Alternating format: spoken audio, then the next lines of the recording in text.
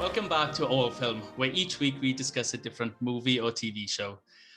This week we will be talking about Jurassic Park, directed by Steven Spielberg in 1993. The budget for this movie was 63 million and the box office worldwide.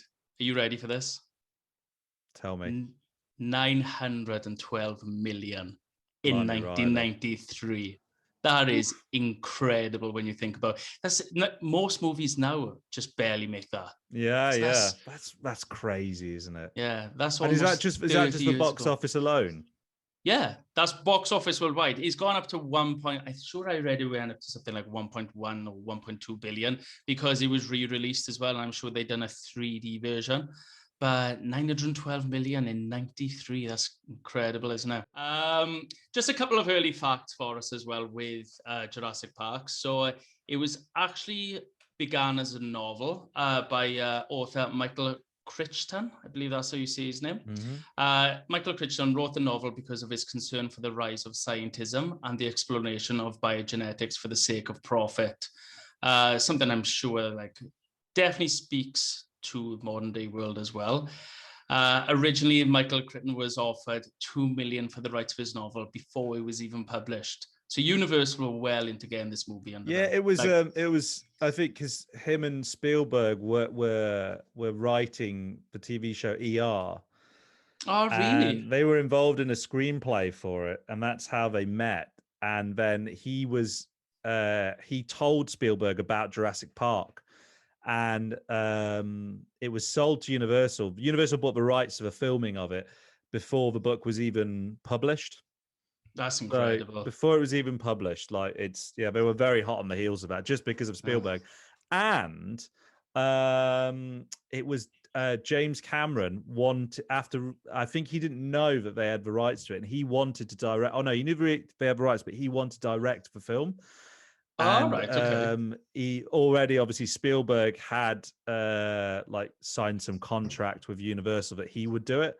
But James Cameron, on reflection, has said since he was glad that Spielberg did it because he was going to make a more kind of R-rated movie, which would have been less, children wouldn't be able to see it. It'd be a bit more gory, like Alien, for example. Which I think would have been interesting, but they would have lost because I remember seeing Jurassic Park when I was a kid. I'm not too sure. Yeah, that's a good question actually. So, can you remember watching this as a child?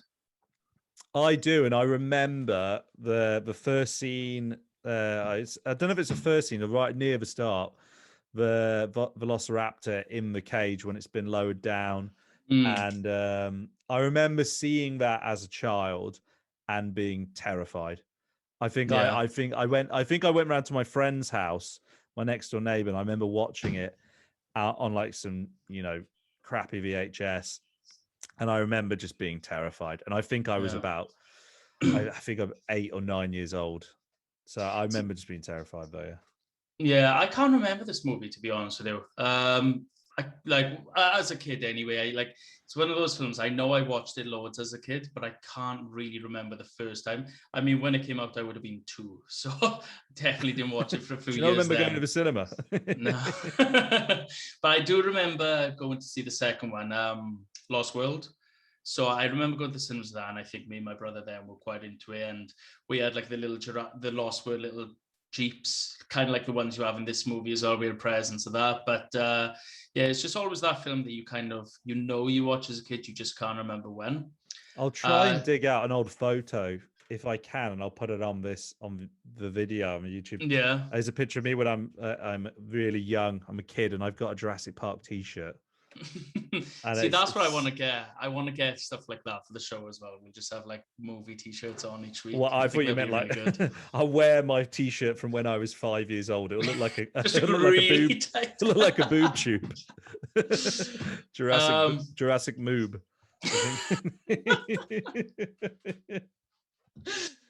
Just one other Jurassic fact I want to give you as well. So this one is a crazy one actually. So Spielberg, basically the Universal was struggling at the time to try and get Spielberg on board, And I don't know the full story with it, but basically they couldn't offer the money that Warner Brothers were offering Spielberg for this film. So Universal actually, like whoever was front running there said he did what he could to get him involved. So he threw a theme park clause into his contract. Spielberg would serve as a creative consultant on any theme park attractions related to his films, and any film he would direct would stay at Universal. So this would mean, listen to this, the theme park consultant perk paid Spielberg 2% of all park ticket revenue, as well as a portion of park concession revenue. Spielberg's annual payout exceeds 50 million. That number will keep growing unless he agrees to be bought out. The clause allowed Spielberg a chance to exit the deal in 2017, and he would collect a one-time payment equal to the value of the contract. That would have been worth 535 million. Bloody but apparently he turned it down, so he's still in there now. So if he does sell out, he'll be getting $1 billion for it. So with them closing over COVID, it's been a bit of a lean year for Spielberg then. Yeah, I know. He's on struggle street. Yeah, I know. Really struggling with that furlough this time, isn't he? He'll put a tweet out there, hashtag in this together. Hashtag Brexit means Brexit. That would be even better. He'll start, him and George Lucas will do a version of Imagine or something. I'd love to hear that with CGI. Yeah. Yeah, but can you believe that? Because I can remember being a kid and going to Universal and going to Jurassic Park. So he's getting 2% for every ticket. It's crazy. I was going to say he's had my money because I think I went to Universal Studios when I think I was about 18. I went to Universal Studios I think it's in Los Angeles. Yeah, it is in Los Angeles. Went to Universal Studios in Los Angeles, and it was amazing, obviously. But yeah, like to find out that Spielberg had some of my money back then, 2%, that's ridiculous. Every single ticket as well. But again, I know we'll probably mention this when we do Star Wars discussions as well, but I'm sure he's also getting money. He's getting a percentage for every Star Wars movie. Yeah, I think So he doesn't need to work. He just literally doesn't need to do anything. He made a bet with George Lucas. That's right, yeah. Over E.T. and... Was it E.T.? It wasn't E.T. What was it? Because I read this. Close Encounters, that's what it is, yeah. And they both... I think they both got a joint percentage of how the film would do. I think it was like 2.5%. And they made basically a deal to say, you get 2.5% of Star Wars and I'll get 2.5% of Close Encounters. And I think that Close Encounters was a massive success. It went on to earn 300 million at the box office. But, Star Wars is Star Wars. Yeah. Spielberg is a good investor, basically. Yeah, he knew what he was doing. He knew. There was no losers there, was it? But anyway, back to the film. What were your first impressions of this once you watched it? So rewatch. I mean, I've seen it probably about 30 or 40 times. A Jurassic amount. Yeah, wait. Yeah, no, I think I have seen a lot, just sometimes in passing, or when it's been on at Christmas, or when it's been ITV4 on a Sunday. I was about to say ITV4 on a Sunday at 2:00 or something. But it's one of those movies which is like comfort. It's a comfort film because it brings you back to being a kid watching it, and I hadn't seen it probably for about a year or two, I think, and it'd been a while since I properly sat down and watched it, and kind of like tried to take notes and work out what's going on properly, and how it all worked after reading up about it properly and finding out all the extra notes about filming it. And yeah, it's just remarkable. It's still to this day fantastic. Even if you think about how good the CGI still holds up for that amount of time, and you think that it would look, because it was one of the first.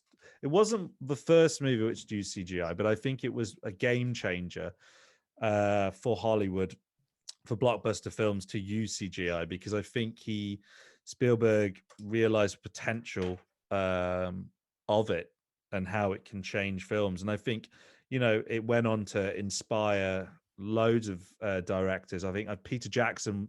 It inspired Peter Jackson to use CGI in The Lord of the Rings because I think that was that. I mean, that would have been a good 6 years or so because I think they started Yeah, that's filming true. Lord of the Fellowship in 1999. I think, but Mm. from that, I think it's obviously influenced so many. But just as a film itself, it's just fantastic because and we'll go into it a bit more, but each character it seems has a bit of a backstory. There's kind of like there's some good character development there. And for example, the relationship with is it Ellie? It's Ellie and Ellie Alan Grant. Sattler, Ellie's yeah. yeah, those two. I mean, she's yearning for a child, and you can tell it. And then Sam Neill's character, Alan Grant, just doesn't want children. But then there's a turning point later on. And then, Dennis Nedry, who's the bad guy in the sense, Such a piece of shit. it all up. Such a shit. Such a Yes. wanker. Who bugs it all up. He's got financial problems. And so you can understand why he's in desperation to do this. Mm. And yeah, I don't know. We'll go into that. I don't want to steal the spotlight talking about the characters. But yeah, overall, I did really love it, and it was great going back to it. I mean, how about you? Did you kind of feel the same thoughts? Yeah, to be honest with you, everything you said there, I completely agree with. I mean, I genuinely was blown away. Like when again, I've probably seen this a million times over growing up, but looking at it now with a little bit more of a critical eye, I was genuinely surprised how, one, like you said, the CGI and the graphics hold up. And we'll definitely go into a little bit more with that because I do have some facts on that as well. But not only that, there was, when you're a kid as well, you just kind of watch it a little bit more and think, this, they're escaping, they're trying to run away from the dinosaurs, and you're more engrossed in that. Well, this time watching it, I was like, there's a much more interesting element looking at the ethical dilemma of what they're trying to do as well, and whether it's right or wrong, and they're trying to play God. And it's something you kind of skip over as a kid because you don't really pay attention. But as an adult, you kind of look at it and go, well, this is a much more interesting plot point than I give it credit for in the past. Again, with the characters, I completely agree. I think they've got great chemistry. For me, what I really enjoyed with this is I know you said you get a little bit of backstory, which you do, but they don't, is not integral to the story. You just have these characters. They're here now. You know what they do. You've just got an idea about them. We don't need to have the history of the characters. It's just, this is who they are for these 2 days on this island. The chemistry between everyone works really well. I mean, I think Jeff Goldblum is absolutely fantastic in this. And him and Sam Neill are great. They really are. I mean, I think if it was anyone else, because he's an absolute creep as well. He's such a sleazeball, isn't he? He's great. Creeping all over Laura Dern, but he gets away with it. And I love it where it's like, was it where Richard Attenborough's character says, who's obviously the owner of the park, John Hammond, where he says, in the helicopter, he's like, I brought, did he say he brought scientists or paleontologists? And he's like, you brought a rock star. That's right. And he just has that rock star look, doesn't he? But he's quite profound. I mean, I think one bit where he says, I'm going to read this now so I don't bugger it up. God creates dinosaurs. God destroys dinosaurs. I'll do it in an accent. God destroys dinosaurs. God destroys dinosaurs. God creates man. Man destroys God. Man creates dinosaurs. But yeah, so the acting, really my acting career never worked out. I think he's great. I mean, I really do, and I think there's a couple of points I will touch on when we do the story as well. Of he comes across as this. He comes across as think of I know one for horrors, but you think of any horror film, you always have that one douchebag character, the jock who's always full of himself. Well, he kind of plays that, and you assume that's the role he's going to go into at the start of the movie. And then he just turns into this, he just starts throwing these questions back at the scientists and, John Hammond as well. It's like, oh, he's actually a really integral part of the story. And he's the one who brings that ethical dilemma to the surface as well and says, what you're doing is wrong. So, yeah, I think, again, he's the chemistry between them all is fantastic, really. And and the thing is about his character, he doesn't really do much to save the day. You see him, you think he's going to be in that era of film, he would be Oh, he was huge then as well, wasn't he? Yeah, but if you think about that kind of character in that era, it would have been you would have thought that he would save the day or something, but he didn't really do anything. He He lay on his did back have most his of top it. off, yeah. But he had his shirt open. You seen those He abs, created a yeah. great meme. Oh God, I know, so funny. I think But we're gonna have to bring that up on the YouTube thing. We'll bring it up. it is, yeah. We should definitely do that. Do you want me to go into the story? Yeah, go for it. I mean, yeah, go for it. Yeah. Okay, so I'd love if you just started reading the book, chapter 1. Jurassic Park. Jurassic Park. A novel. I should really. We should just do We're like recording a an 5 audio hour, book yeah. now. Page 970. No, so the movie opens up. We have Jurassic Park. No, like delay in it. Just comes onto the title screen, just saying Jurassic Park. But you do have that menacing sound in the background. Like you said, we see these this shipping container coming over the top and the forklift bringing it in, and it's quite interesting, this scene, because you immediately know that there's something kind of nerve-wracking or like menacing, because you see all these security there and they're all looking a little bit sheepish and nervous, a couple of them with weapons as well. And then you just get that title pop up then saying, I think it says like Isla Nubla, 120 miles off the coast of Costa Rica. Costa Rica, yeah. Yeah. So the shipping container comes in and then lands as well. And you kind of get this, what's interesting for me with this, you kind of see the outline of this dinosaur. We know it's called Jurassic Park, is they're not trying to hide the fact that there's dinosaurs here. And what I mean by that is when you compare to like Jaws, which was also done by Spielberg,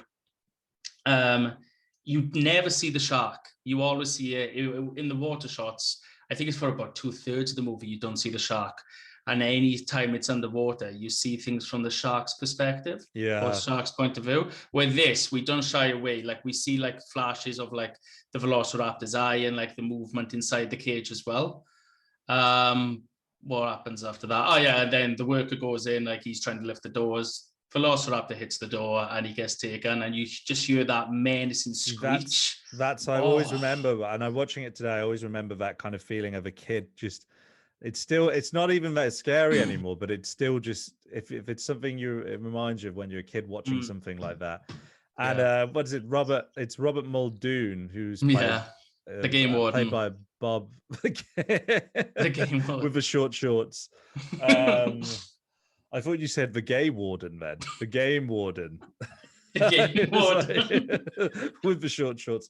No, but he's a fantastic character in itself. I love him. He's great. He's great and just fearless. And I think he says he's like shooter. He's the very very English hunting chap, isn't he? Yeah. And it's interesting seeing again, because when the Velociraptor grabs the guy, doesn't he like just lift him up as well? So as a kid, you're like, oh shit. It is terrifying. It's really like, it's not really a kid's film at all, is it? When you look at it from the point of view. Every time I watch it, and especially now just watching it, I can't believe it was a PG. Yeah, they must have changed the rules of what PG is since then. Yeah, it is crazy, terrifying. But no, great opening sequence. Does grabs you straight away, adds a bit of fear. You're thinking, what's going on? And it kind of sets the scene quite well, doesn't it? Yeah. From there, then we flash to the lawyer coming in. I can't think of his name. Is it Gandon? Donald Gennaro, but I'm reading that. Gennaro, right there we are. Gennaro, So he's coming in and he's at the mine and he's looking for Hammond as well. This is a kind of a filler scene, but we get the idea of what he's trying to do. This is a scene I completely forgot was in the movie as a kid, but we get to see them mining. They find the mosquito then that's covered in the sap. From there, then we head straight to Montana at an excavation dig, and we get to meet two of the main characters, Dr. Grant and Dr. Sattler. And Dr. Grant just looks so cool here, doesn't he? Sam he's just Neill. He's just great. Oozes cool, doesn't he? I know. Oozes cool.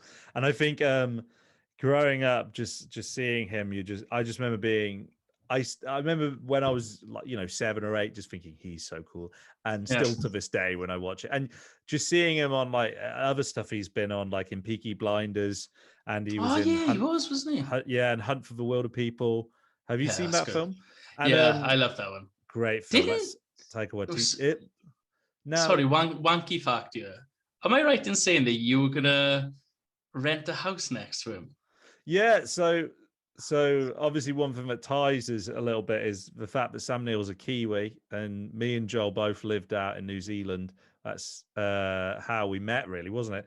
And Yeah. he owns a vineyard in I think in the outskirts of Queenstown. I think it's Clyde. I can't remember what his wine. Actually, we should probably let me Google it, because if 4 people, and if one person in New Zealand listens to this, then We're we gonna should lose obviously all give our it. fans instantly. Yeah. But his vineyard is called Two Paddocks, based in Yeah. Central Otago. But no, I viewed when I moved to Queenstown, I viewed a property which is out in the middle of nowhere, and it was next to this giant farm, and the farm was owned by Sam Neill, and there was a That's massive crazy. farmhouse, and Yeah. the people. I mean, they could have been. I didn't see Sam Neill myself. The people could have been talking absolute bollocks just to try and get me to live there. But they said they'd seen him a few times, and he's a very sold. He's a very proud Kiwi though, and Yeah. but yeah, like he was made for this role. I mean, do you know? Yeah. I think it was for this role that William Hurt and Harrison Ford were both considered for the role. See, I knew Harrison Ford. I didn't know William Hurt. Didn't he? No, it's not him, is it? William Hurt. Was he the third one in the end? Or am I thinking of someone else? The what? Sorry. Wasn't William Hurt in the third Jurassic Park? Or am I thinking of someone else? I'm not sure.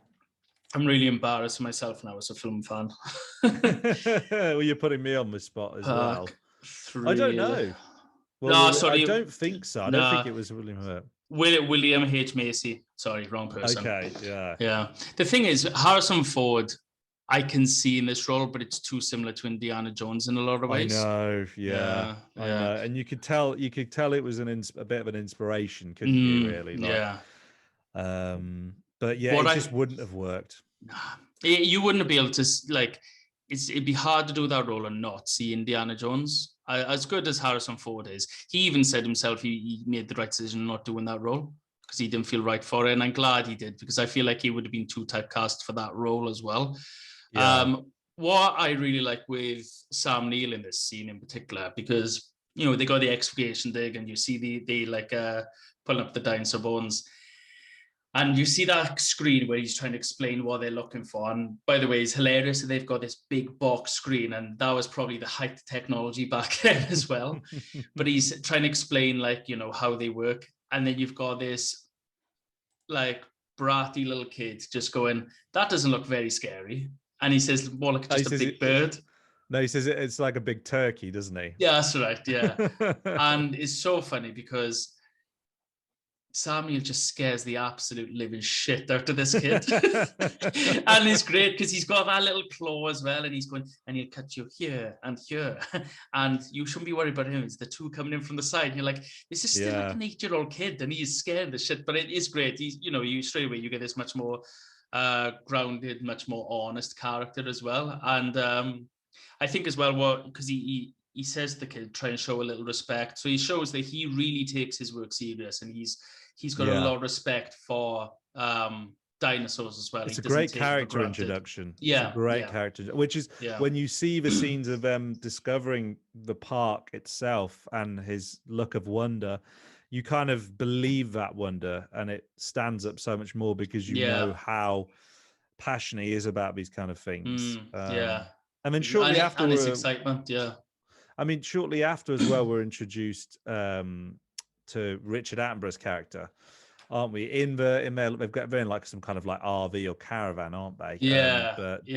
John Hammond, and I mean that's a great, because what I found about that as well is like you could tell that they didn't really believe in John Hammond's plans and this park, or they didn't necessarily know too much about it.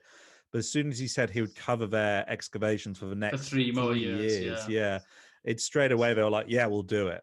And they Yeah. celebrated and they had champagne, and it shows you Yeah. like how much money could just control people, basically. That's a Really. good point. Funny enough, Michael Crichton, the author of the book, intended John Hammond to be a dark Walt Disney, which you can really see like the idea behind that as well.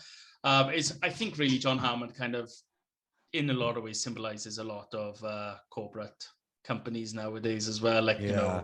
just after the money and that, even though really deep down he's his heart's in the right place. I just think he is a corporate person. He is a businessman at the end of the day as well.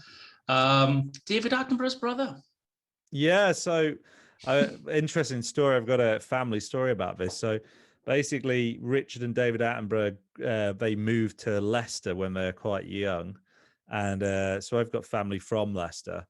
And my grandma was in an amateur dramatic society in Leicester. And both of the Attenborough brothers, David and Richard, were at the dance. And my grandma, bless her soul, rest in peace, actually danced with both of them. No way. Yeah.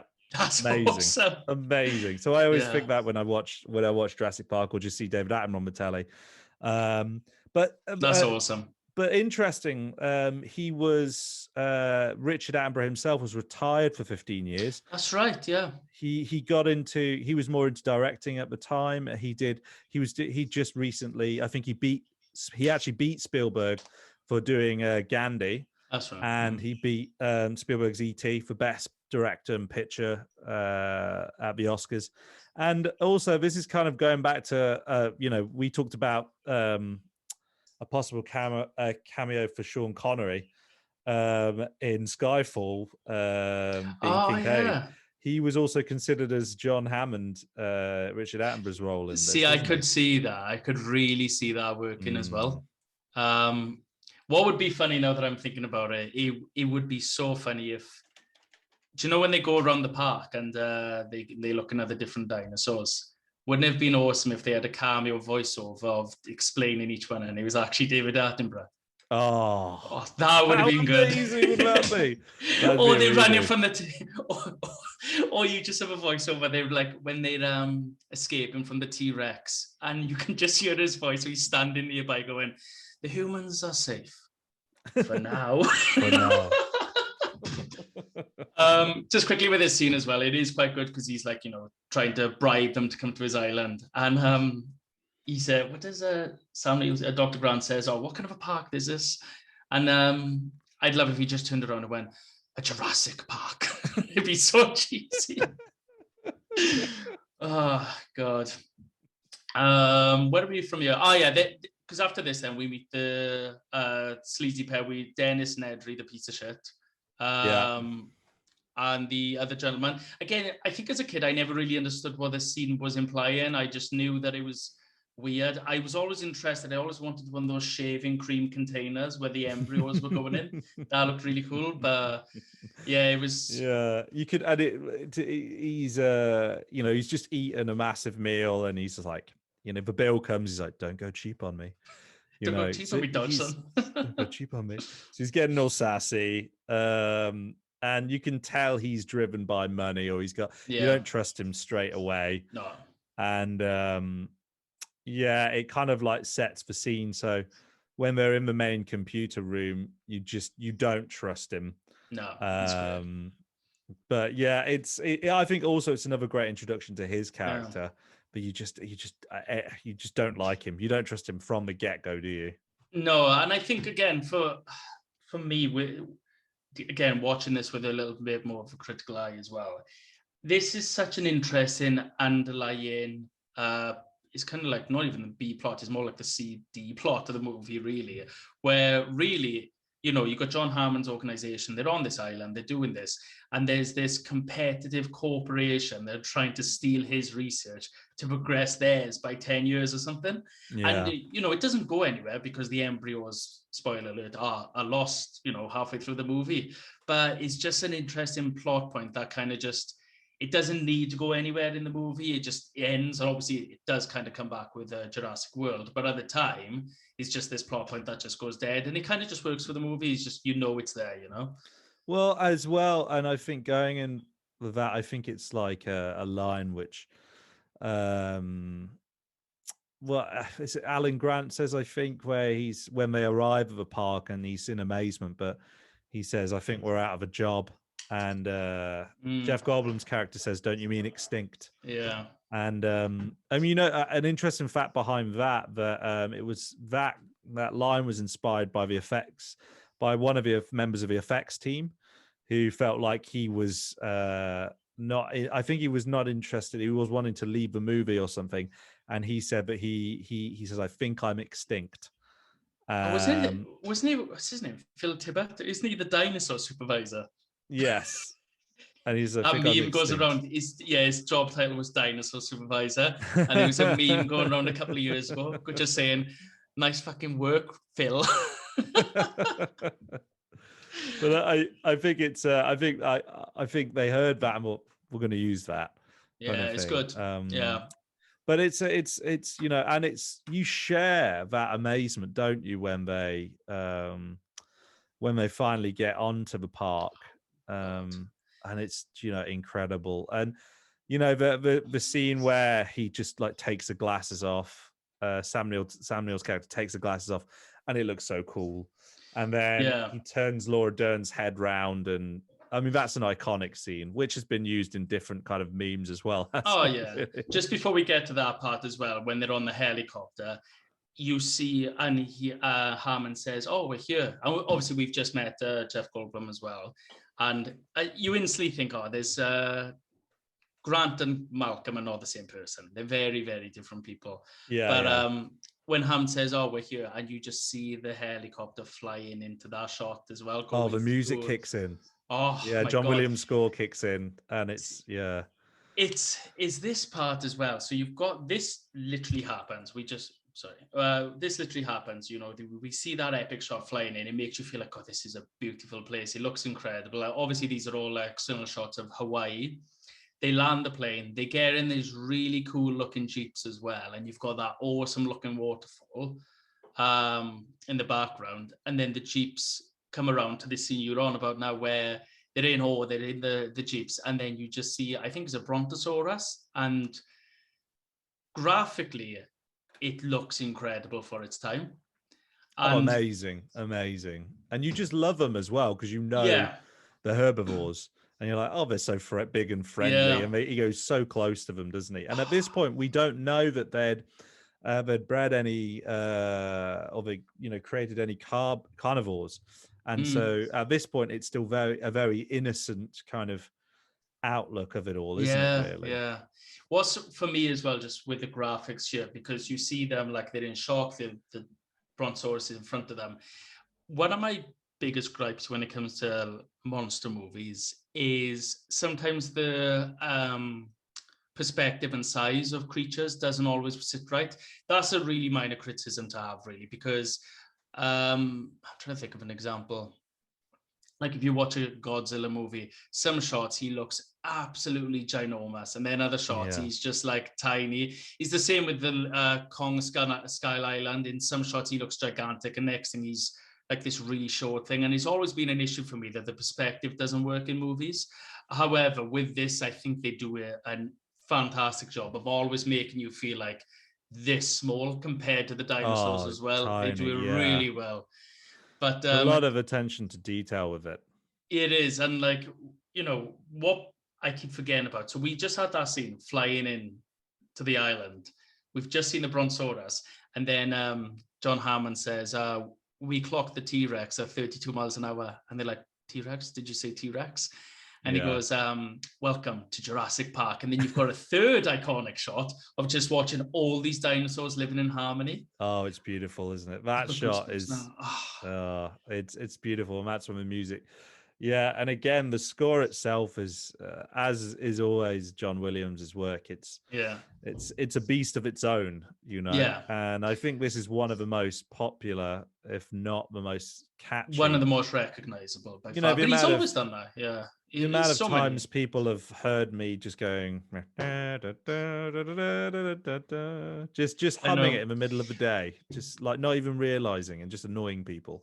But there's two or three recognizable. Is that one, and then there's the other one there, which is, and it's just building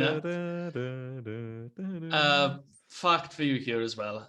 John Williams scored the movie at the end of February 1993 and recorded it a month later. He felt he needed to write pieces that would convey a sense of awe and fascination, given it dealt with the overwhelming happiness and excitement that would emerge from seeing live dinosaurs. And that's spot on. When you think about every song that he puts in, that is triumphant, isn't it? Every score he puts into is triumphant, and it's arguably, I would say, probably about at least 25-30% of this movie relies on his score to build up that excitement as well. Oh yeah, it adds so much to it, doesn't it? It's just it's so catchy and memorable, but it still evokes it. You know how catchy songs can get annoying. I don't think I can ever get annoyed or bored of this score. It evokes so much emotion, doesn't it? And it just gets you every time. It's John Williams, though, isn't it? We could literally do an entire show just on John Williams as well. I would love that. I think my favorite. I know this is a bit. I think one of my favorite scores, or songs from a movie. I think it's off the first Harry Potter film, and it's called Harry's Wondrous World by John Williams, and it's just a journey. It really is a journey. It's just a journey. I like that. How cheesy is that? What a wanker. It's just a journey. It's good, as I stand on a mountaintop, drinking a tango or something. No, it's John Williams, because there's always with him you see elements for me, because obviously he's got his personality in his scores.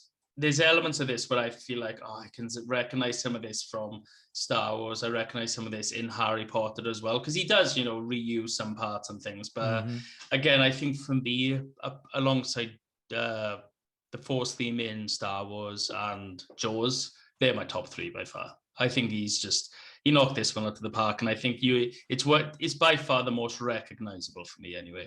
Yeah, it's like I said, you never get bored of it, do you? You never get bored. You really don't. And just to go, just to what you're talking about, the mention of King Kong, I thought it'd be worth it, but that the Spielberg's original idea to bring dinosaurs to life was inspired by the King Kong encounter ride at Universal Studios. I heard that, yeah. And have you done that one?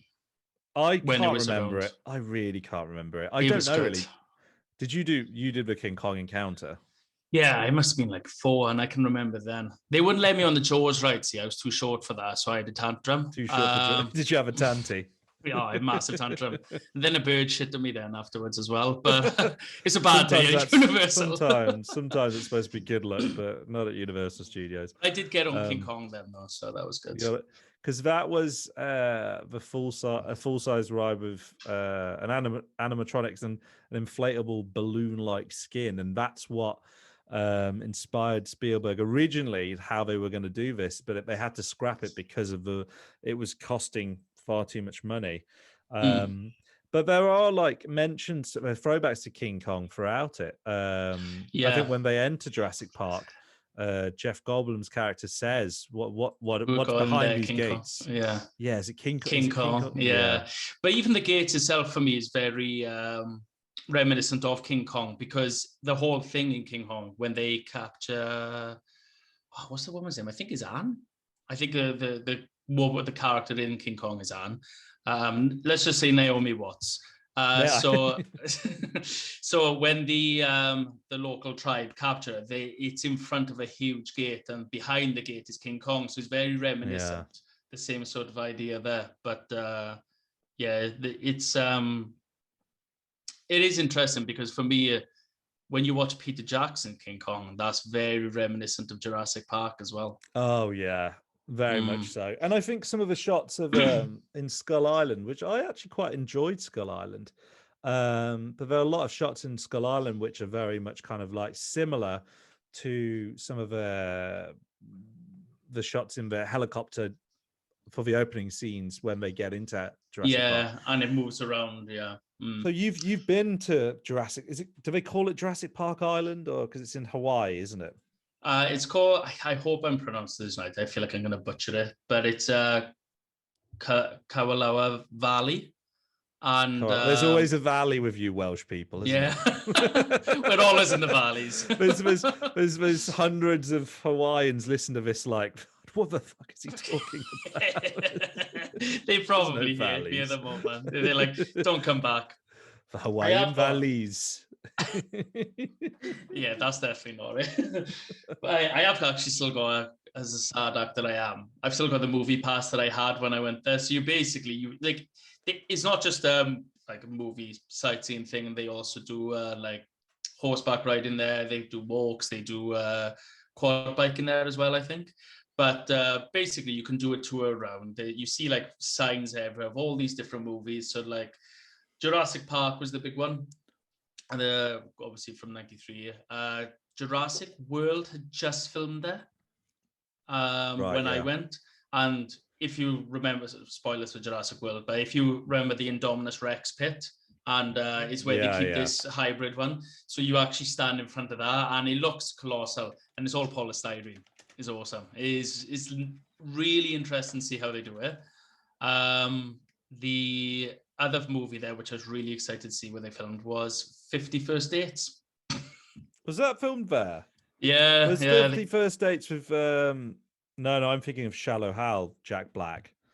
That's Adam Sandler, isn't it? Adam Sandler, Drew Barrymore. That's a great movie. That's a great movie. It's really funny, isn't it? But they filmed that there. Didn't they film? Sorry, go ahead.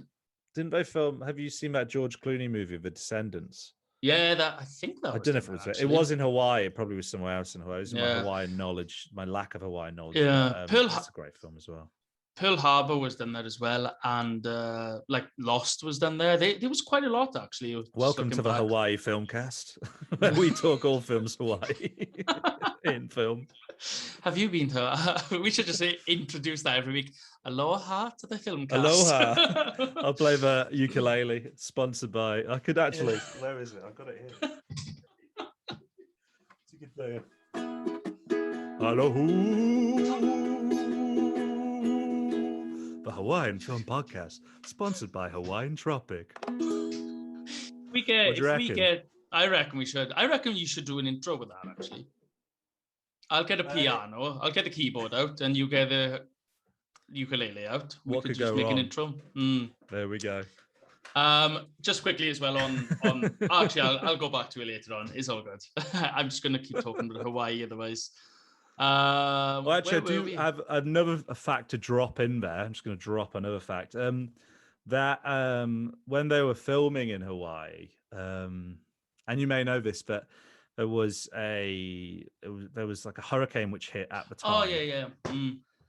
And apparently Richard Attenborough slept through it all, or most of it, and a lot of the cast were thinking, apparently they asked him like how he slept through it all, and he said that it was nothing in comparison to surviving the Blitz during World War II in London.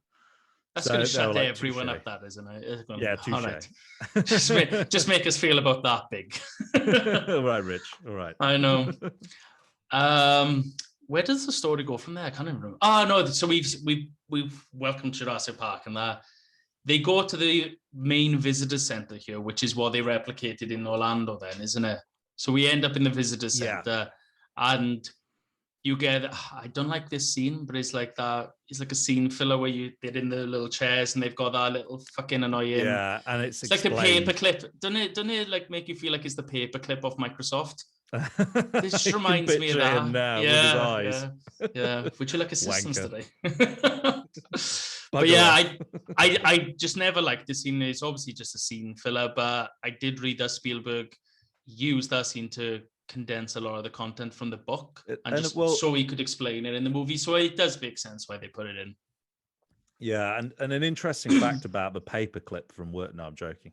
I don't have a fact on the paperclip. There probably is a few facts you could do on the paperclip. But yeah, it's a very exposition kind of scene, isn't it? Where it's just explaining everything and it's a bit Yeah. cheesy. But I think what is good with that scene, you can see that John Hammond's kind of love for it and kind of enthusiasm as it just grows and grows, and he just wants to show it off, doesn't he? And he thinks these people are going to be so impressed and wowed by it, and you can feel his disappointment as it kind of they slowly question things more and more, don't they?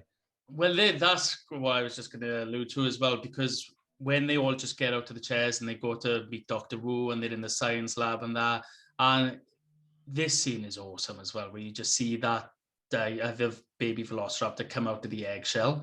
And it's such an impressive way of how they made that look. This is where, for me, it does look a little bit like James Cameron, because it reminds me a little bit of Alien when it comes out, like which is a the little textures bit they used as well. A little bit like which reminds me also of episode of The Mandalorian, you know, with the spiders, where they come out, where they hatch out the eggs. Because originally, it's horrible, isn't it? Grogu was eating. He doesn't he eat some of the eggs, or he starts playing about with them or something. That was the really weird thing with the frog lady, and they have to fertilize her eggs. It's such a weird. Doesn't he play with the spider eggs at first, and he cracks one? He tried. Yeah, that's right. Yeah, it's give EBGBs. Yeah, I like spiders. Me neither. But they. But it's a great scene. Going back to it, it's a great scene. Yeah. And it's because he questioned Alan Grant, Sam Neill's character questioned it. He's like, what are these? Isn't he? And they say velociraptors. Oh, God. And that look on his face is like, God, this isn't right. But this is really interesting because, like what you said, like John Hammond's really excited. And he's saying all these, he thinks that they're going to be on his side. Everyone, this is a brilliant idea. I think is Jeff Goldblum's character who starts questioning them, saying, so how do you know that they're all female? Do you pull up their skirts? And it just really fits his character, fits what he's like in a personality, but he really starts questioning it, and he says, what's he say? Sorry, no, I think that's later on. Or is it this scene where he says life finds a way? I can't remember, but basically life finds a way. I think it's that scene he talks about it, and it gets and I Alan Grant says it at a later point when when they realize that because it was when we realized there has been kind of some kind of breeding, and then he says, I think he says Ian was right, life finds a way, and then you can see the footsteps in the sand or something. It's really, really good because again, that excitement that they had initially when they were obviously seeing the Brontosaurus and that, they're still excited. Like you said earlier on with Dr. Grant, he's passionate about it, he's excited by it, and you see the thrill and the respect he has for what this is, which is why, because he's got that level of respect, he knows what this power is. He starts getting, when he says, what is this? He says, it's a velociraptor. His face just drops and he's like, this isn't right. And this is where it starts, for me, starts making that little bit of a turn of like, this isn't what they think it is. It's not, this looks like that theme park, but it's definitely not what it should be, Yeah. And you get that kind of nervous feeling. And it starts it definitely takes a turn from there, doesn't it? Really, you get a sense of dread, don't you? As well, the next part, obviously, when I'm assuming that you see the cow being dropped into the pit as well, and is where we meet. Is that the game mode? It is the Velociraptors in there, isn't it? Yeah, because he explains. Muldoon explains that there were. What did he say? There was 8 until she got in and she ate all of them apart from 2. And they were strategically picking up the spots on the fences. And they remember. That's that great. That's quite a good impression, actually. But the thing what I like with this scene, because you can see the difference in characters and roles, because he's just a game warden. He's very honest. It's his job. And you can see Hammond like panicking a bit. He's trying to put this bullshit story in the front going, nothing to be scared of. It's all fine. And he's like, no, these are terrifying. But he's so blunt with it. And you could just see like Hammond, like his reaction to him, like, trying to change the subject. And who's hungry? Because this I know we probably want to move the story along, but this next scene is probably my favorite scene in the movie in a lot of ways, because again, as a kid, I didn't really think of it and care for it, but with it all having dinner together and he starts asking for their opinion, and I just think the dialogue here is just fantastic from Jeff Goldblum as well. What does he say? The first thing he says, which is great, he says, I've wrote it down, the lack of humility before nature that's being displayed staggers me. And it's like, oh, that is such a fancy way of saying you guys have messed up, really, isn't it? It's so deep, isn't it? Yeah, it's great. He says, what's he say? Don't you see the danger? You wield this power like a kid with his dad's gun. It didn't acquire any discipline to attain it. You don't take responsibility and stood on the shoulders of geniuses. And it's just such a good speech because, again, he was this sleazy douchebag character at the beginning, which you got the sense of, but then he starts rattling off stuff like this, and you're like, he's right. What they're doing is not ethical at all. And Sam Neill harkens back, says there's 65 million years between dinosaurs and us, and now we're just thrown in the mix together. We've got no idea how this is going to go.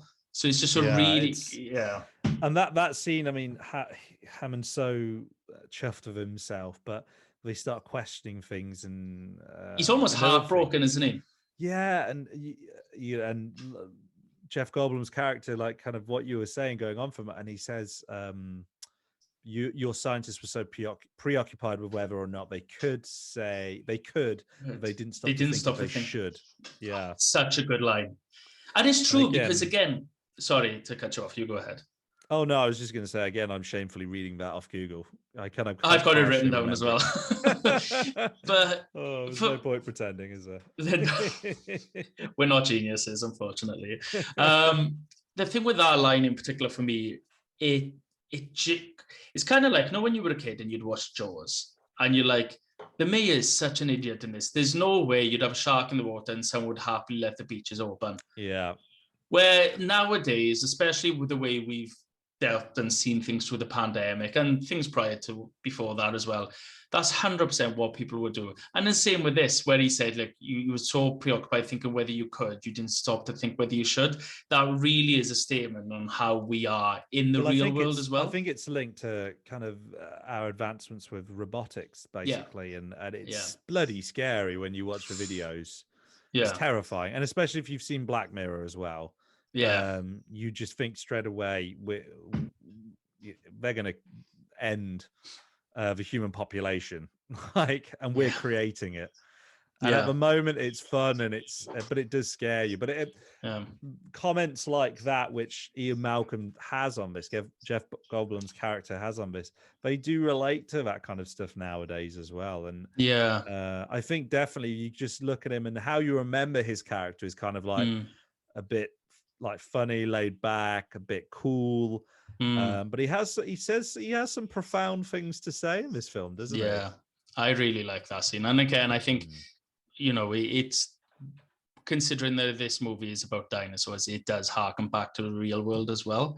I think there's a great line, because again, Sam Neill sticks up for Ian and says, he didn't stick up for him, but he agreed with him, saying, we got no idea what's going on. But then John Hammond has that great line. He goes, I don't believe this. You're supposed to be on my side, and all I've got is the blood-sucking lawyer. And he's like, thank you very much. Thanks. Yeah, thanks. Cheers, mate. I love that part. But the next part as well, again, maybe this is me just looking into it a little bit different, but we meet the grandkids then. And it's, to me, they run up to him and they're like, Grandpa, and they run at him and he falls over and he's cuddling them.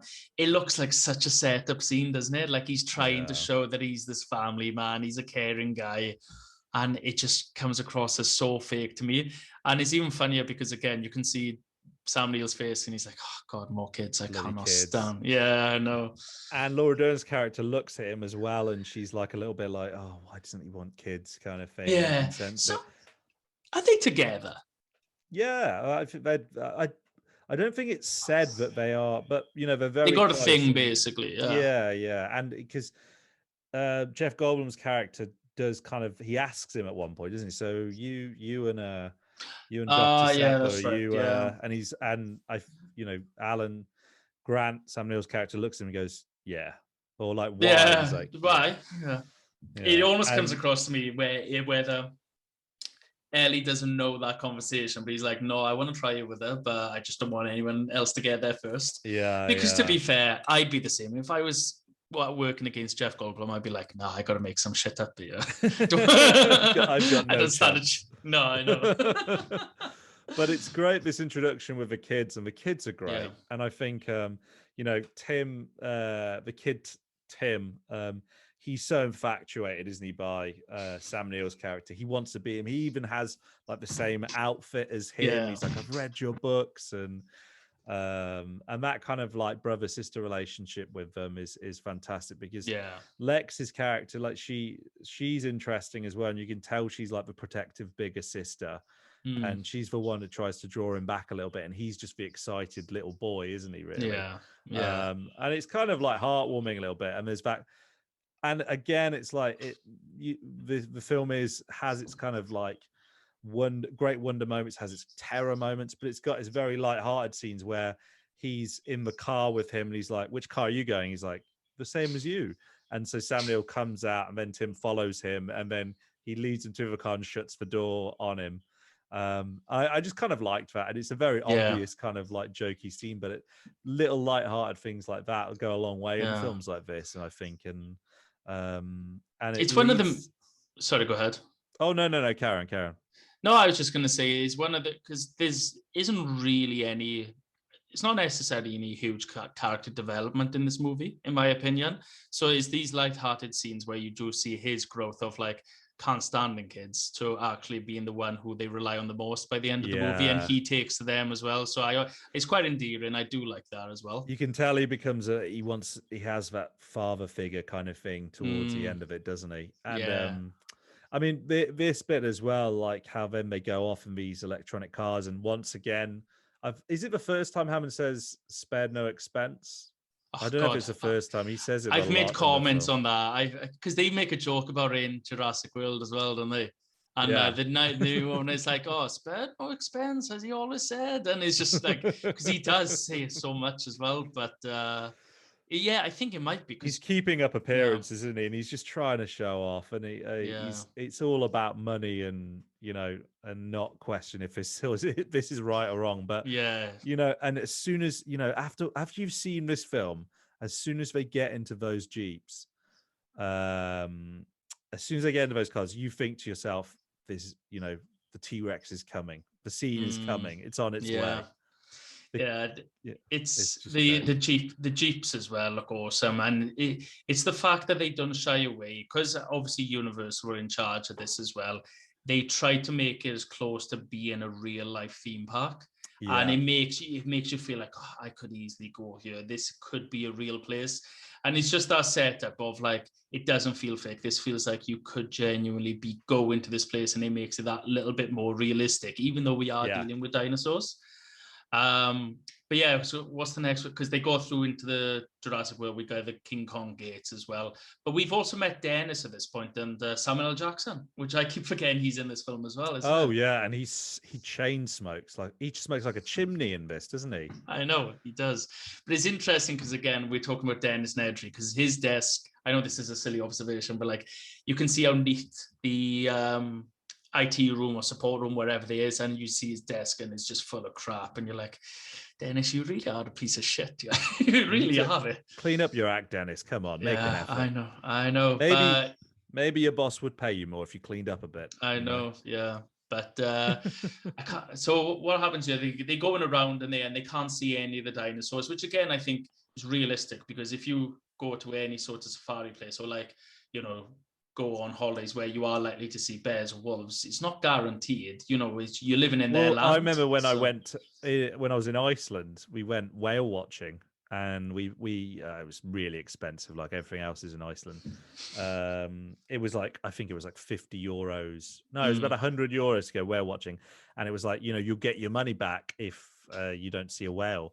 And there's a guy. It was a big ship, and a guy announcing it was like, oh, and there's a whale, like in a kind of a broken English accent, in a kind of, I love the Icelandic accent. Yeah. And it's just a warm, jovial kind of accent. But was like, oh, there's a whale. Oh, if you didn't see it, it was only for a split second.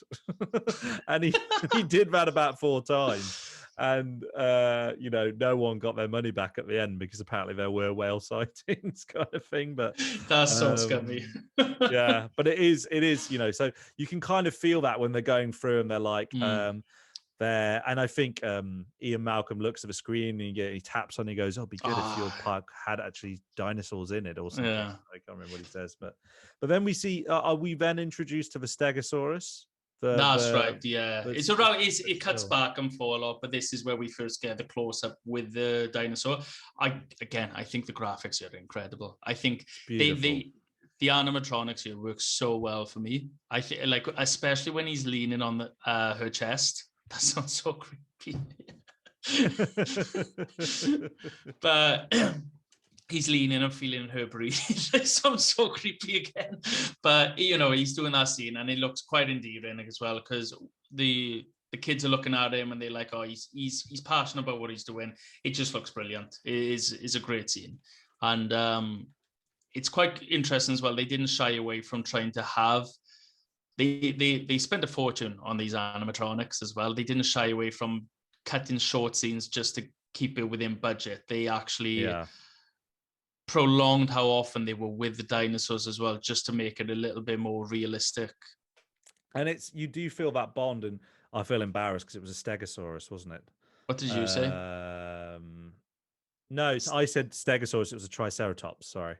God. But that bit as well, where that becomes a meme as well, because it's where he's lying, where Sam Neill's character is lying on the dinosaur.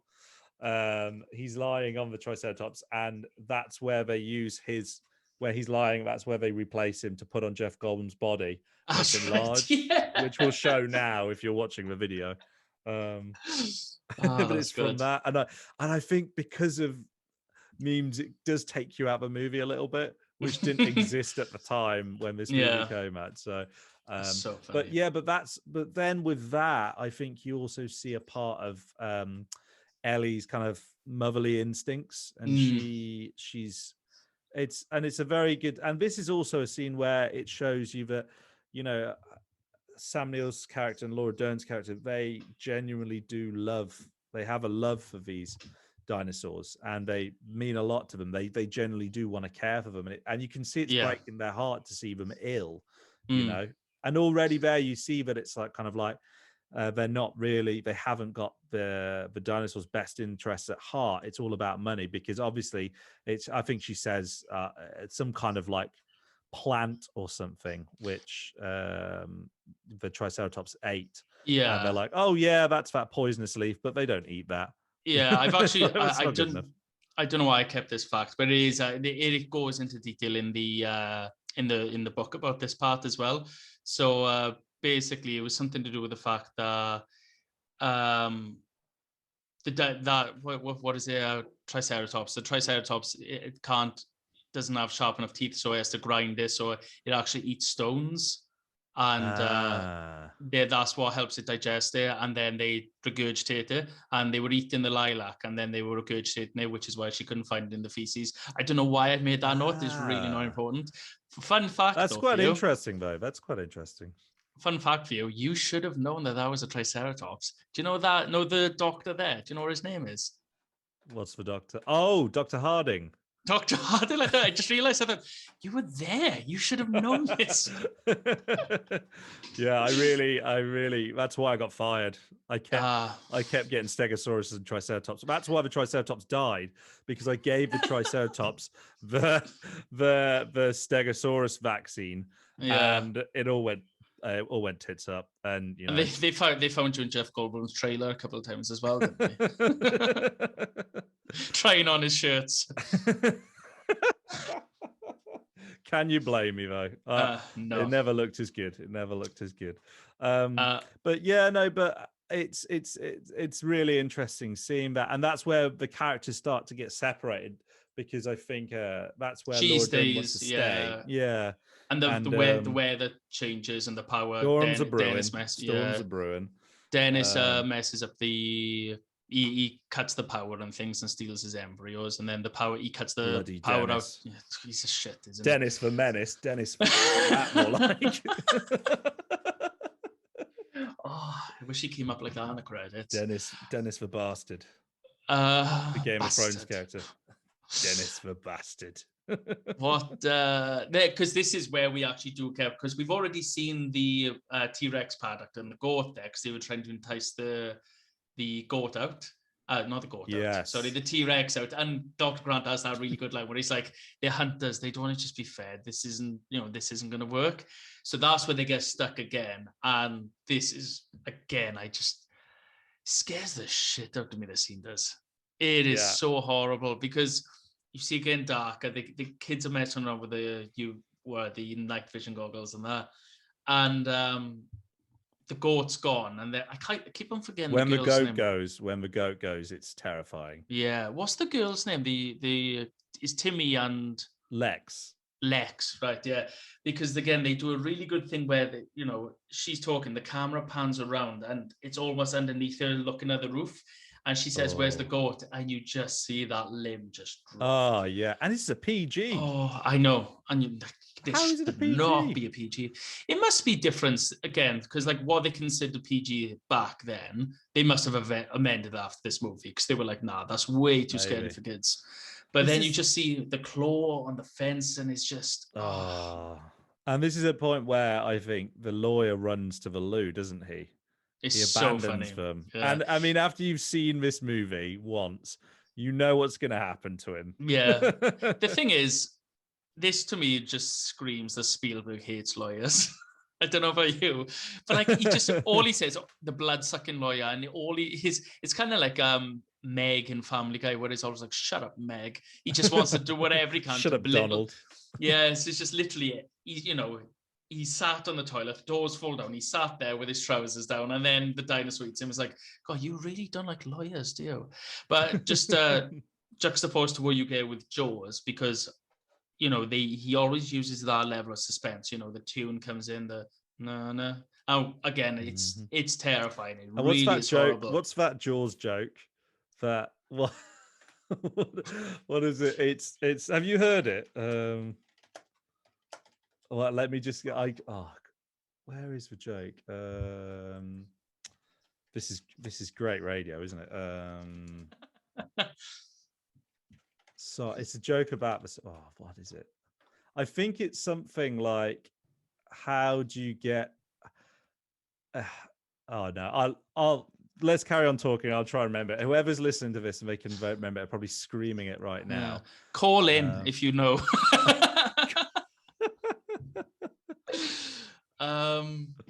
Yeah, but no, they're just juxtaposed to like where George, you always have that music building the scene, so you know that he's coming, and it just builds and builds, and it's just so intense. What is interesting for me with this scene, he just goes the complete opposite. He doesn't put any sound in, so you just see that limb. Oh, it adds so much more, doesn't it? Yeah, and he just doesn't use music, and you just see the fence go in. Just quickly as well, because obviously we missed a part here where you just hear the thump and the ripples on top of the water. And I think that is, again, he really paid so much attention to detail to build that suspense without the music. Well, that was inspired. I think Spielberg was listening to an Earth, Wind and Fire song in his car with the bass turned up, and he noticed that it started generated ripples in the water, and he wanted to kind of like create that. And what was it? Was it one of the special effects supervisors had a guitar or something? They fed guitar strings under the dashboard. A man was on the floor plucking the string. Yeah, that's crazy.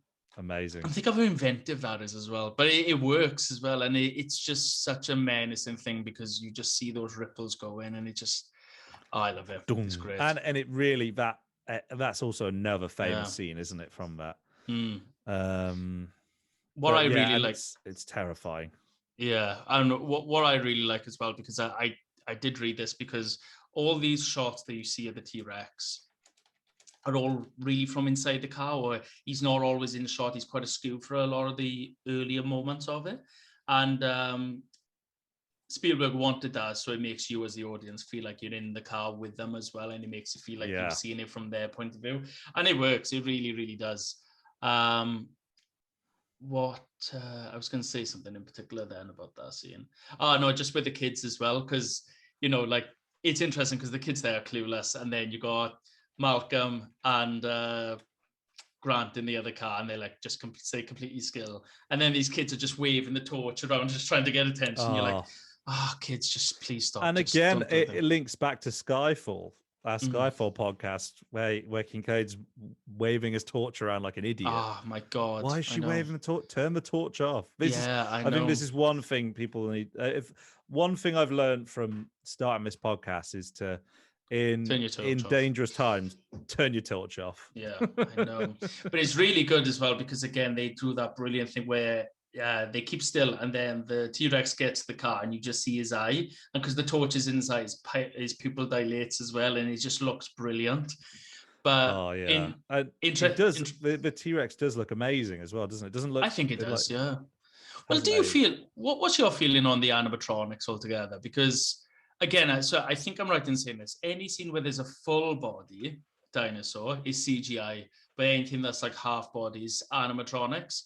Now, I'll be honest with you, I think they hold up to this day. I don't see it. There's some parts where, like, because Kath was watching it with me, and she said that she felt like it was very robotic in some scenes. So it was very like that, which I can get on board with that. But like, as for the texture and the detail on the dinosaurs, I think it's phenomenal, even for today. Yeah, I mean, I think maybe it's for the love of a film I have. I try and, like, if I was watching this for the first time, I probably would recognize its age.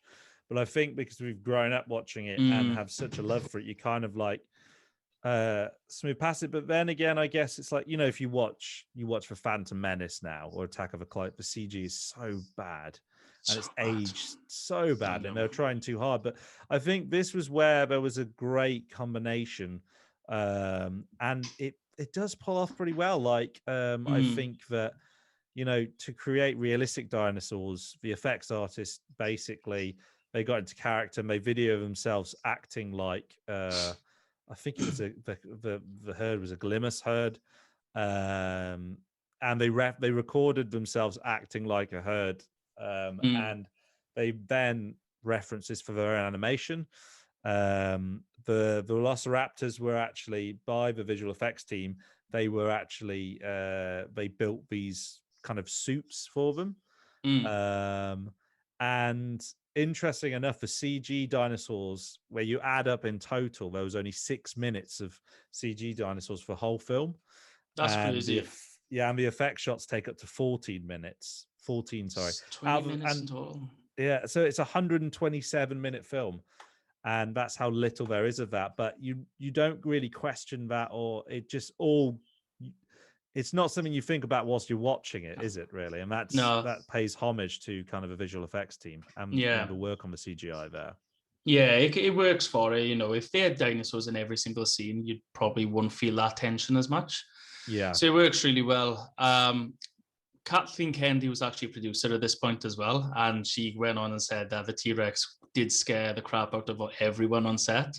So they built a life-size T-Rex, didn't they? Yeah, and it would malfunction occasionally as well. So they like be eating food or whatever, and you could just hear it would just start moving on its own, which would scare the crap out of you as well. But yeah, it's interesting that malfunction because again, it's the same issue that Spielberg had on Jaws, where the shark would malfunction and just start sinking and things as well. So it's impressive that he actually even wanted to continue using animatronics, but again, it pays off really well.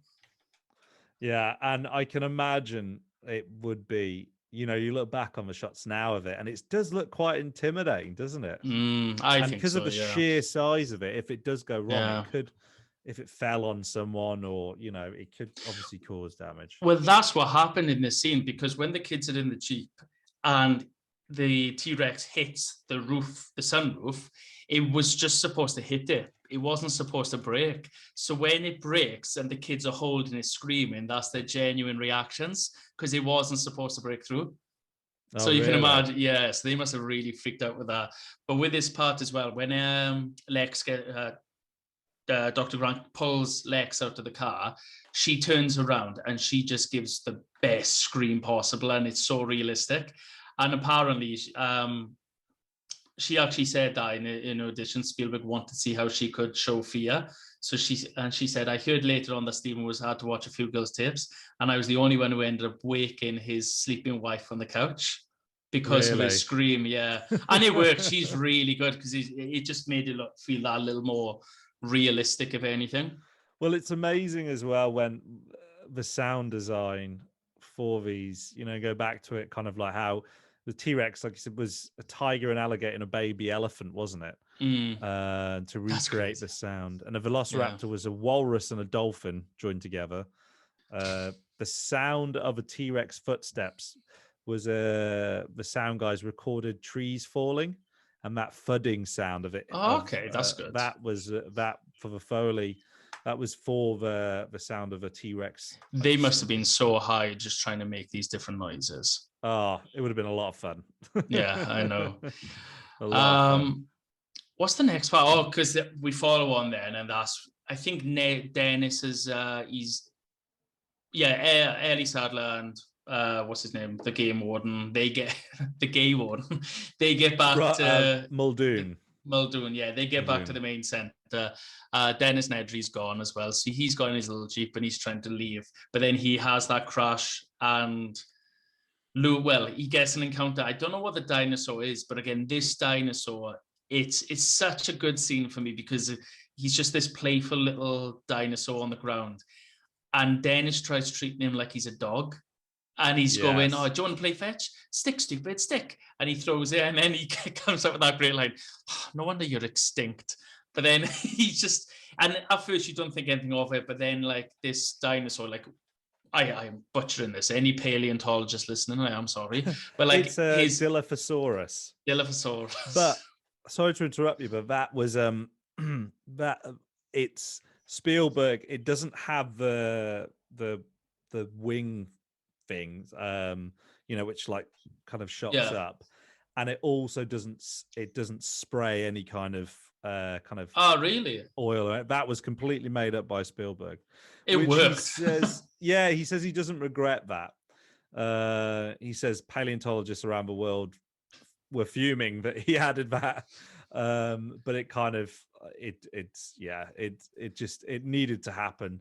Imagine him just saying, like, when people say, do you regret that? And he's like, only 2% of me regrets it, as he's taking your 2% of your ticket money. Yeah, I love that scene though, Glenn, because it's it's terrifying. But it's weird because it's terrifying, but you kind of want it to happen to him because, even as a kid watching that, you kind of like, he gets his just dessert, Yeah. Dennis the piece of shit. But no, it is because again, we've seen the velociraptors now, we've seen the T-Rex, and it's just constant. It's just this constant build of fear, and it doesn't get any less terrifying really, because we see it as things come up, sprays the ink or whatever, and then Dennis gets back in the car, and just when you can think it gets weirder, like again, cinematography here is great because the lighting works and you just see the texture and the design on this thing's face when it's right in front of him. It's freaking horrible. It's really, really horrible. Yeah, I really and the like noise. that. The noise the Dilophosaurus makes, that roar, was a mixture of howler monkeys, hawks, rattlesnakes, and swans. Bloody hell. So yeah, and it's terror, that the noise what they made, it's not a nice death for old Dennis, the bastard, is it? Well, again, because he deserves it. We know that. And like we said, he loses the embryos. That's gone. So that plot is just there and it's died, and it works. You don't need to see it go any further. But then we get the next scene. You think it's all done, but Sattler's looking for Dr. Grant. She finds the Jeep, and Malcolm is sat in the back of the car. Oh no! She finds Malcolm first, and he has that great line. What's he saying? He says, "Oh, remind me to thank John for a lovely weekend." And you can hear that thud again, and the ripples, and you're like, "Oh God!" And he knows what's coming, so they start getting in the Jeep and start going.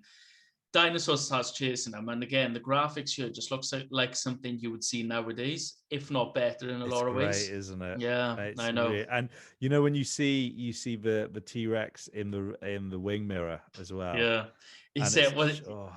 what he actually says as well, which is quite funny. Objects in mirror may appear closer, maybe closer than they appear, just as a homage that he is coming closer as well. I really like that. But Yeah, that bit is terrifying, isn't yeah, it?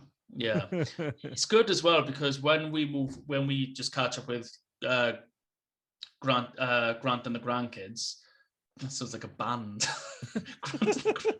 Like a really terrible TV show. I know. Grant and the grandkids. It's a An good scene. EastEnders spin-off. We catch up with them lot, and they're like waiting in the tree, and they find the brontosaurus, and it's quite an endearing moment where he starts getting closer with these kids as well. They start building that relationship because we've just had such intense, I would say, a good 20 minutes of intense scenes of just like dinosaur attacks and everything. So it's nice. It breaks up that scene a We're back little to bit. herbivores as well, aren't we? Yeah, It's exactly. is it a brontosaurus again? They see Yeah, when yeah. they're up on the trees, and that's a beautiful scene as well. And that to this I love day it. still looks good. Yeah. It's kind of like that part of in like if you're playing a game where you've just defeated a boss and you know that the next 20 minutes of the game are going to be quite easy. That's where they get to at this point. You can relax for now, but you know it's going to get bad again. Exactly. Yeah, but I really like that. It's quite a harmonizing scene that you get. And it goes back to sheer terror again quite quickly, doesn't it? After that. But again, following from this, though, this is where we go back to the visitor center though, and Harmon's just eating the ice cream. And it's a great scene because again, he's just like, people are dead and his grandkids are missing. And like, for me, you listen to the story, he's given Ellie the story of like when he came down from Scotland or something, he had a flea market and all this. Flea market, yeah. Flea circus or something like that, yeah. And then you think that he's just like feeling awful, and he goes, next time everything will be corrected. We will be flawless. And you're like, you haven't learned anything. You're still this, no offense, you're a piece of shit character. You're just you're thinking like a corporate boss, and you're not thinking about who's hurt. And she says, you never had control. That's the illusion. And I think it just harkens back to like, they don't understand the power that they're dealing with. They're trying to play God and it's not working. I really like this scene because again, you see the gift shop and it's like, it's trying to show what a theme park is. It's the excitement when it's not the case for them at all.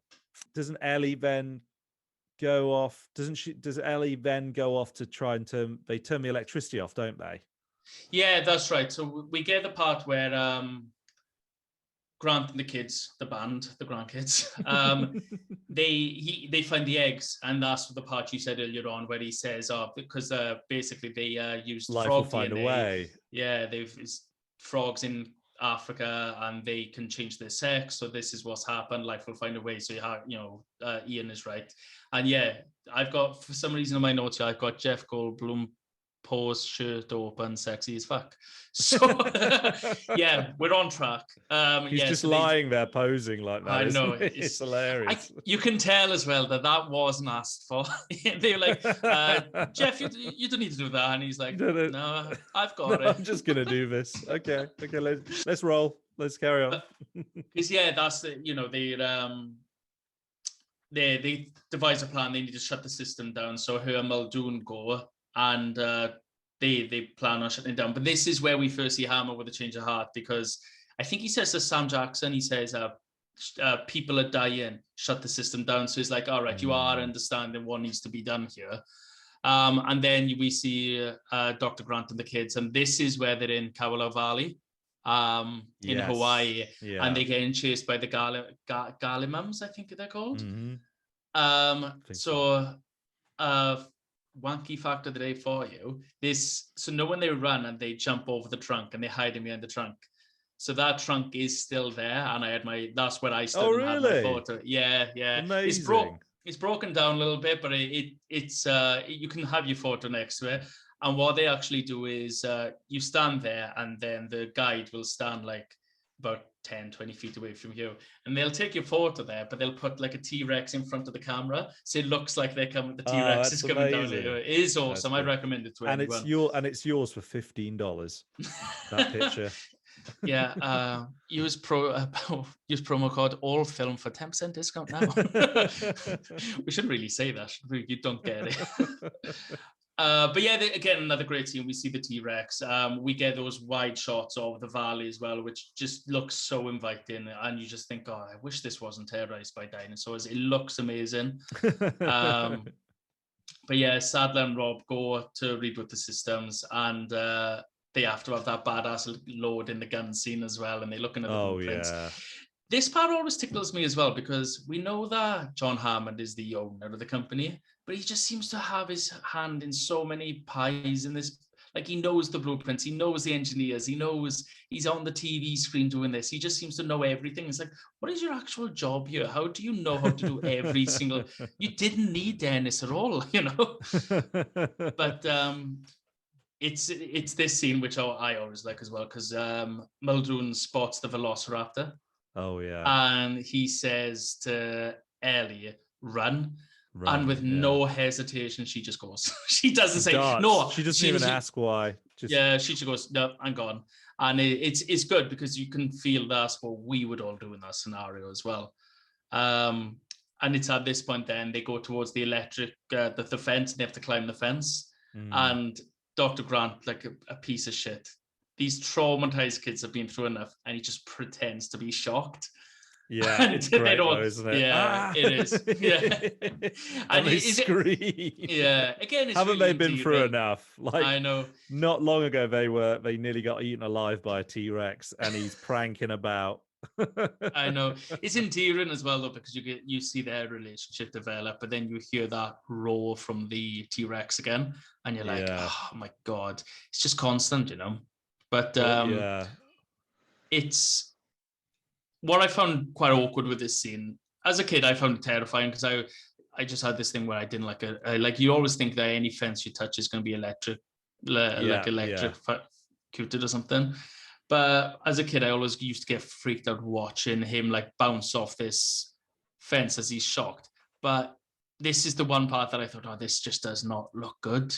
You know, you see his body just shoot off the fence. It clearly looks like a dummy to me. And I was just like, Kath laughed out loud when she seen that part. And I was just a bit like, oh, that doesn't look the best. He's shot by what, 10,000 volts or something like that. And then he's fine. And he calls him, like, that's your nickname now, burnt toast or something. But I've got it written down. Big Tim, human piece of toast. Big Tim, human piece of toast. I'd love it if you turned it around and went, Dr. Grant, human piece of shit. Oh, that would be a great comeback, wouldn't it? I know. But then it's this is probably, I think this might be one of the only parts where we do see blood as well, isn't it? Because Ellie switched everything on. Well, I do like how Ellie's character comes in here, because I remember just before she went with Muldoon, John Hammond, Richard Attenborough's character said, oh, do you want me to go instead of you because you're a... And then she's like, we can hold the sexism chat for now. We'll talk about it later. And I love that bit. And, you know, this was back in 1993, where it wasn't really being talked about that much in cinema. And this is a major film. And it's great that she goes off and she has her own bit. Like, she has to run in, but then she switches on kind of, you know, she basically turns all the power back on, doesn't she? And then a Velociraptor just comes out of nowhere, and she grabs, and this is kind of like a cheap horror scene. Yeah, it's horrible. And she's got the arm on, and she's like, oh thank God. And she pulls it Sam off. Jackson's arm. But you can see the blood, and you're like, oh my God, this is horrifying. And during this, you know, this is where Muldoon dies, and he has a horrible death as well. God. Well, it's a reference back to when we first meet Dr. Grant, isn't it? Because he's watching this Velociraptor and he's about to shoot it, and then the one comes in the side, and like that's what Dr. Grant says at the beginning to the kid. He says it's not the one in front, it's the two that come around the side. Well, the one is with Ellie, like trying to terrify her. So it's really good, and he just has that great line where he's like, "Clever girl." And clever girl, and then he just eats him. Like, you Yeah, wouldn't it's so save good. that. You'd be No, like, you would shit yourself and yeah, I scream. know. Um, It's but great though, isn't it? it's and he dies horribly. He Yeah, dies horribly, but he dies the way you could imagine he would want to go, because yeah. he's like, You I'm a know, hunter.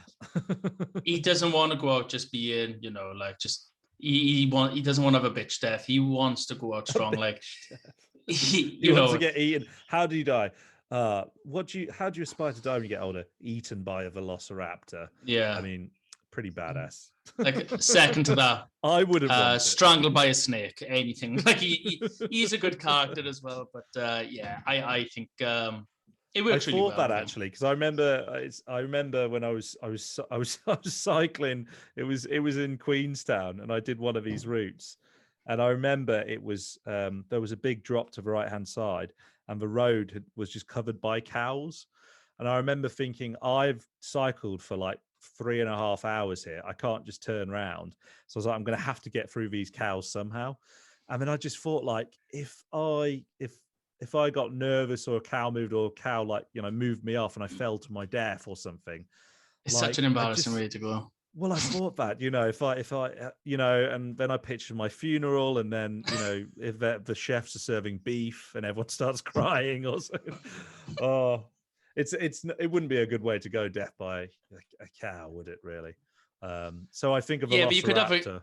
you could have a great pun though, where someone gets up and says, "Oh, some would say his death was rare." Well, I think that would have been you if that actually did happen. But yeah, going back to it, I think it's you get it's quite poignant, because you get Ellie's character. Ellie reunites with Grant, and he looks and goes, "Oh," and he's like really pleased to see it, and she goes, "Run!" And Yeah. then she runs to him, and then she just jumps, and they have a big hug. And Well, it's kind of a little bit like, weren't you supposed to be running away? yeah. Like, What I found quite weird with this scene as well, because he's taken the kids back to the main visitor center, and they just start eating the green jelly, and he calls him a piece of toast. And she goes, "I'm going to find the others." And it literally just looks like he stepped outside the front door to the grass outside the front door, and he goes, "Ellie," and then she just appears. And I'm like, appears. yeah, it's just, but yeah, another interesting fact for that scene. Do you know where she leaves the power control unit, and she runs out, slams the gate, and she starts crying? Laura Dern was crying for real in that scene. She was, Really? yeah, so, she was genuinely frightened with the accountants of the raptor in the maintenance shed.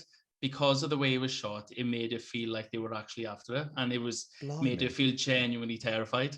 So if you, you Wow. can imagine really getting into that scene, and she does a great job with that as well. She's fantastic in this. Incredible. Yeah. But yeah, again, like what makes this film great as well is we've been introduced so many times to the T-Rex, so many times to Velociraptors, and they still find ways to make them scary. Because when the kids are eating the jelly and you just see the silhouette behind, Oh yeah. and you're like, oh, that is just, it's just such a creative way of showing it as well, and it just doesn't get boring at any point. Like, I think, don't get me wrong, when we do talk about Jaws, I'll go into detail about, like, each time you see him, it is great, but you know what to expect. But each time there's just this different way of highlighting the Velociraptors, and it just makes it feel horrible each time. The kitchen scene is great. Oh. But it still gives you the EBGBs looking at it, doesn't it? Like, watching it, even as a grown man, and as as an adult watching it, you just feel terrified. Yeah.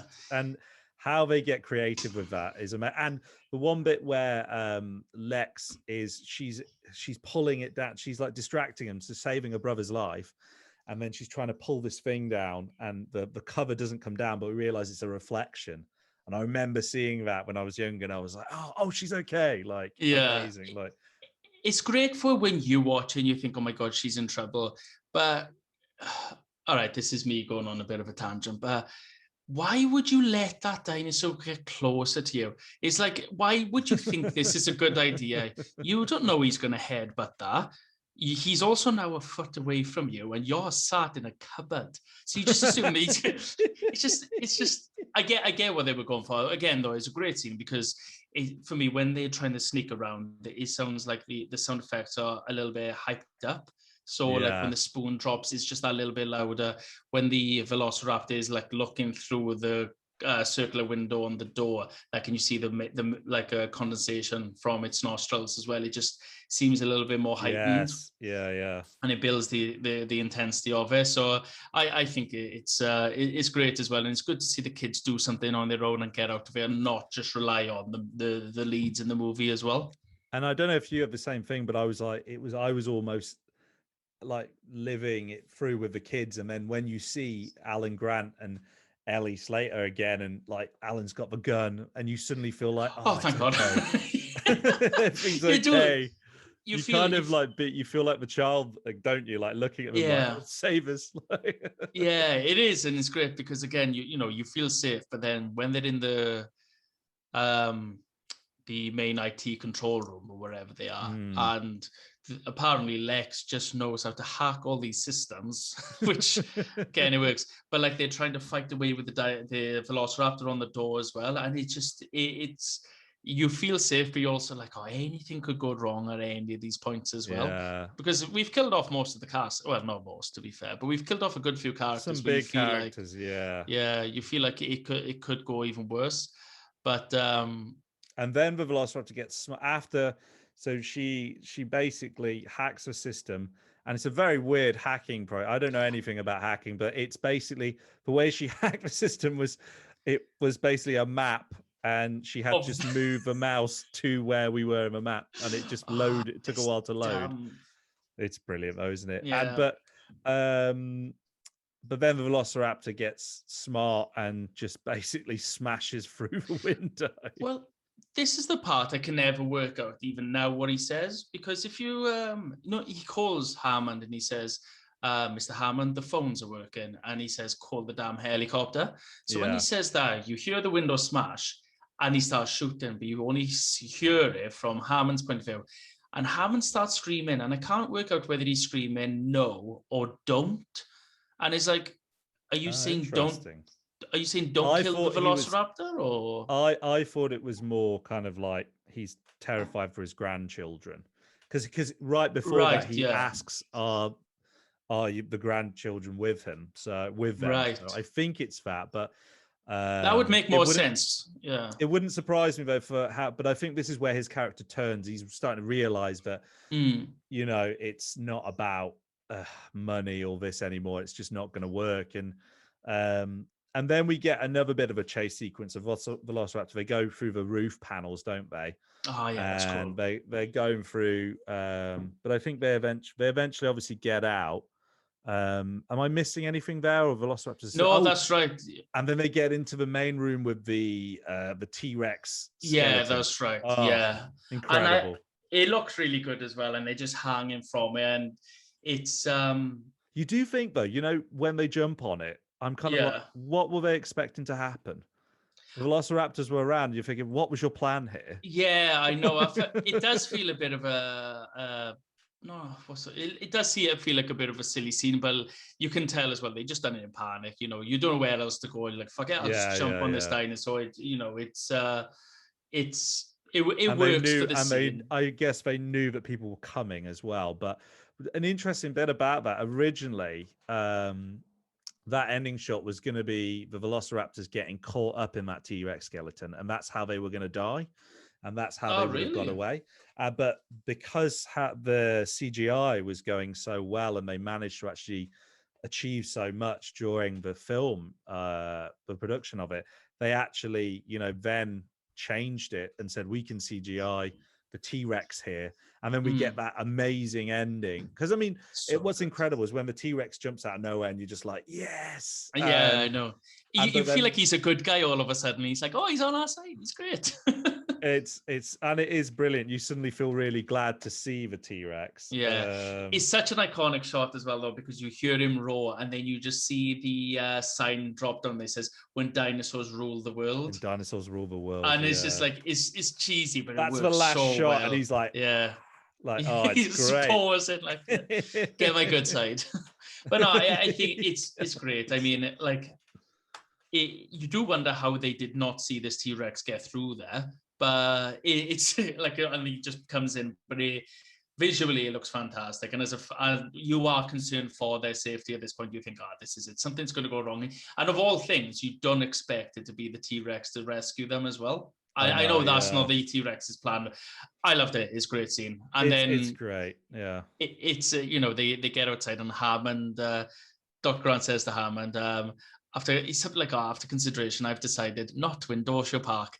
And then Hammond goes, I agree. They just I leave. agree, yeah. Yeah. He finally admits.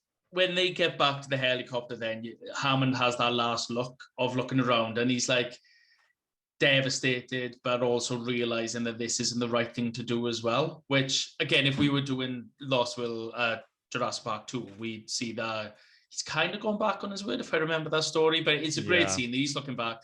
Grant takes him in the helicopter and they fly away, and the music swells again as they leave and the sun sets, and you have I always thought it was pterodactyl that fly alongside them, or a dinosaur. Yeah, I think it was. I'm not too sure, but it's a very it's a very poignant moment, and he's just smiling. Yeah. And the kids are suddenly sleeping around him as well, so he's got a bond with the kids as well. And also, the thing about that as well, by seeing that, you realize that it's not over, you know, in a way. I was just going to ask you this now as well, because it wasn't until watching it yesterday I thought, were they originally setting this up for a sequel? Because it ends, like, I consider this a fantastic movie and not necessarily needing a sequel. Obviously, it was a success. So they were like, we got to do another one. But, like, does that ending for you, like, imply that they were setting up a sequel already? Yeah, I think it's a tricky one. I don't know. They must have thought by then that this was going to be, the big bucks. This is going to be highly successful. The fact that Universal already bought into the book as well, they knew that it was going to be big. So it wouldn't surprise me. But yeah, I mean, it's to me, I think it's a perfect ending. Yeah. And sorry, just quickly. Yeah, Spielberg asked Michael Crichton to write Lost World 2, Jurassic Park 2, The Lost World. So he must have done that either. Was it during the filming of it he asked him to do that, or? I'm not sure. It doesn't say here. I'm not too sure. But yeah, it works anyway. Go on. Sorry, what was your last impressions of the movie? Yeah, and so for me, it was just, I think it's perfect ending. It was just that perfect mix of kind of like terror and being in awe, and also, dinosaurs are cool. Like, everyone loves dinosaurs, and I think, as a kid growing up, you want to learn more about dinosaurs, and as an adult, it kind of rekindles that, seeing it at an older age, I think. And you still have these same kind of relationships with these characters, but I think you kind of like, you understand them a bit more. And I think that their backstories individually, they're just subtle. They don't go into them too much, but they're subtle, kind of like there's subtle character building. And I think it's enough, which works perfectly. And the film isn't too long. I think it just goes over 2 hours. I think it's 2 hours and 1 minute or something. Yeah. And it flies by. It really does. It actually does. And I think the CGI holds up, which is very hard for an old film like this to do so. Nearly 1993, so it's been around for a while now, but it's still enough for you to look at the velociraptors and the T-Rex and be genuinely terrified by them, which is, I think, quite a massive thing. So yeah, looking back to it, I still think it's just way up there in one of Spielberg's great, it's in one of the great blockbusters of all time, isn't it, really? Jurassic Park. So, I agree. I mean, it's definitely one of the most influential. It is, when we were kids, this is what really got us into dinosaurs as well, because it's even now, and I'm sure I read the fact that it increased interest in paleontology altogether. And even now, I think Spielberg done this incredible movie. It's spawned we're about to have 6 movies in total of it, which they plan to make more as well.